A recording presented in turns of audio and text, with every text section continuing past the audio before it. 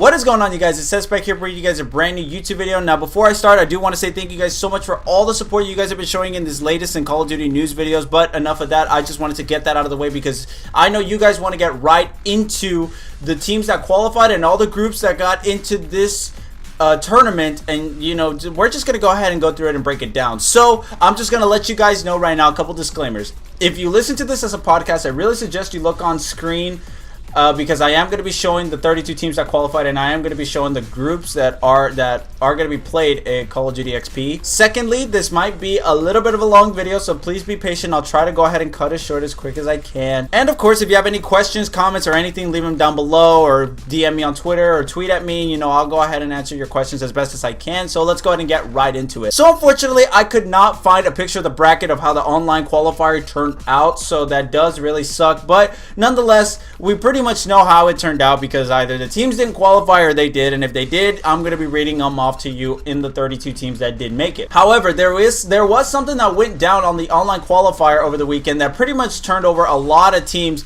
and affected teams really badly, such as Team Caliber and Next Threat, which they were pretty much the two that got affected by it the most. So as you guys don't know, there was a team called Kingdom eSports that was playing throughout the tournament. They were just 3-0ing everybody, beating pro teams, and it was just like, what the heck, man? Like this team was doing really well. They were getting a lot of love on Twitter, and they were getting a lot of support and everything for how well they were doing. And then Revan then tweeted out something along the lines of, I'm not going to accuse somebody of cheating unless I know I have evidence. And it turned into, and in the esports world, it's very hard to cheat on LAN, but online it's very easy to cheat. It's immensely easy to cheat because obviously no one can come into your vicinity and check to see what it is that you're doing, while in LAN you have a ref behind you. So then they started doing some investigating, started to see what was going down, and it turned out that Kingdom eSports actually were playing under ringer accounts. So in case you guys don't know what ringer accounts are, there are two forms that I know of my understanding of what they are. So first off, the first form of a ringer account is, let's say I have an account on UMG called CES12 and I get banned because the sole purpose was to ban me, not so much that account. So whenever a tournament goes down, I'm not allowed to play because I'm banned. But let's say I then make another account called CES1212, something a little less obvious, and I go ahead and play on that tournament, but the sole purpose was to ban me in the first place. It wasn't for me to make another account and play on it. So that's one form. The second form that a lot of people know about and how it affected this tournament is where someone plays under your account that is not you. So let's say you have a friend that is really good at Call of Duty, but they can't make it to the tournament, but you agree to play at the LAN as long as they qualify you. So let's say my friend plays on my account in order to qualify me for this tournament, but when the tournament actually takes place, I'm going to be the one playing. So basically you're just getting a buy-in, you're not working for it, and you're just pretty much going to go there and, like, you know, God knows what happens. It's like, it's not fair. It's very easy for that sort of stuff to happen, and that affected teams like Team Caliber and Next Threat, which is Doug's team. You know, this obviously makes esports look really bad in the professional world, and it really brings a lot of shame into the Call of Duty community, mainly because we're already getting joked as it is, and then for this stuff to happen, it just, you know, it makes it a whole lot worse. The organization, whether it was Activision, Call of Duty, or the CWL, whoever it was, you know, they took care of the problem really well, and they forfeited Kingdom eSports out of the tournament, got lots of hate after the tournament. I mean, it is what you deserve after doing something scumbag like that, in my opinion. But a lot of matches that affected Kingdom eSports got revolted. They had to do a lot of replays. The matches ended up till like 3 or 4 in the morning, and Team Caliber and Next Threat were then still in the tournament. The reason this affected them the most was because Team Caliber and Next Threat were then going to face each other with the absence of Kingdom eSports. The winner of Team Caliber and Next Threat would go up against a Most Wanted eSports, and then the winner of that match would qualify for Call of Duty XP. Unfortunately, Doug's team did not make it. Team Caliber did, which was huge, because if Kingdom eSports did not get forfeited by that, Team Caliber would not be in this position. But enough of that, guys. That's enough discussion off of that, because I know some people were asking me opinions about it and all, but I already discussed it. That's what I think about it. So now, if you look on screen, we're now seeing all 32 teams that are qualified for Call of Duty XP 2016. So I'll go ahead and read it off you. If you guys were listening to me, now I would suggest that you look over on screen so you can see the 32 teams that have qualified. So I'll read them out to you.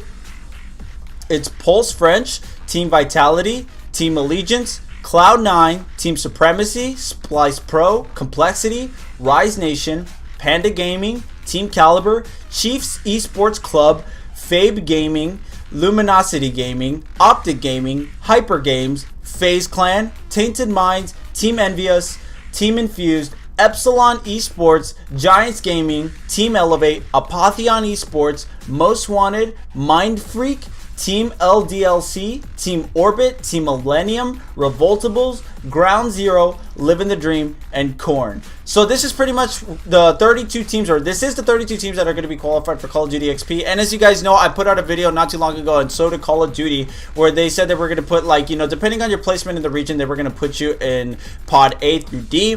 And from there, they're going to draw you randomly and put you into one of the 8 groups going into Call of Duty XP. I would explain the process, but I tried making this video once already and I got lost and the editing was going to be difficult. But basically what they did was, depending on your placing, they had you in one of the 4 pods, which is pods A through D, where they had 8 teams in each pod. So what Courage or Reverend would do, they would stick their hand in, shuffle it around, pick a ball, open the ball, and it would have a team name inside. And depending on whether you get, what number you get picked was the group that you were in. For example, if you were picked 3rd, you were in Group C. So I'll go ahead and read off the Group C right now as you're looking at it right now. Group A, Millennium, Splice, Living the Dream, and Revoltables. I honestly feel like Millennium and Splice are going to take you know, this group pretty easily for the most part. Living the Dream and Revoltables are a good matchup against each other, but keep in mind, guys, that this is not like MLG Orlando, where after the group stage, bottom 2 go to losers bracket, the top 2 go to winners bracket, bottom 2 go home, and the top 2 go to winners bracket. And then after you lose once in the winners bracket, then you drop down to losers bracket. So going into this, you have to be very, very careful. So I really think that Millennium and Splice are going to take this, but that's going to be a great matchup. I can't wait to see that. Group B, you then have Rise Nation, Hyper Games, Apotheon Esports, and Supremacy. Same thing. I feel like Rise Nation and Apotheon Esports are just going to clash. The way that Apotheon qualified for XP against Complexity was almost a great comeback, but unfortunately they didn't create it. But fortunately they are in the tournament. But I really think that Rise Nation and Apotheon Esports are going to be the 2 that are going to make it up on top, while Hyper Games and Supremacy go down on bottom. But something kind of tells me that Supremacy might upset with Apotheon. That's just me. But if I had to pick one, I'd say Rise Nation and Apotheon are going to take Group B. Group C, Mind Freak and Luminosity. Without a doubt, those 2 are going to be the ones to take it. But, you know, Chiefs eSports has been playing really, really well as of late. They might upset something, you know, so Luminosity and Mind Freak can't get cocky. They have to go in, you know, can't expect anything crazy. They just got to go out and play their game. Ground Zero, Allegiance, Epsilon, and Pulse Gaming. I really think that Allegiance and Epsilon might take it, but you never know. Ground Zero always shaking up on Game 5. I don't know how it's going to turn out. And in case you guys don't know, Ground Zero is the XDT team with Killa, Sender, Diabolic, and Chino. I really think that Allegiance and Epsilon are going to be taking that group. Group C, I would say, is one of the groups of death in this tournament. It's FaZe Clan, Elevate, Korn, and Giants Gaming. And keep in mind that the group of death does not mean it's the you know, the pool with the best teams. This is a point that Maven made. It's very true. It's the group with the least leverage and who is more leveled in that group. FaZe and Elevate. Elevate has beaten FaZe every single time on LAN. I don't think anything different is going to come of it. It's just FaZe has had a bad year in Black Ops 3.